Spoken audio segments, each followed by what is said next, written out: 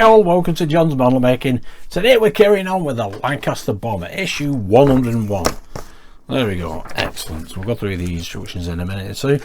We need the pilot's fuselage. There we go, that's what we've completed earlier in the build, much earlier. A lot of detail in there as well. The control panels, the parachutes, electronic units, and that is the pilot seat. I did find some more yellow stickers, and there is some detail on the back. We'll add more detail onto the pilot seat, and we'll also do other bits and bobs in this issue. There are the parts still in the packaging.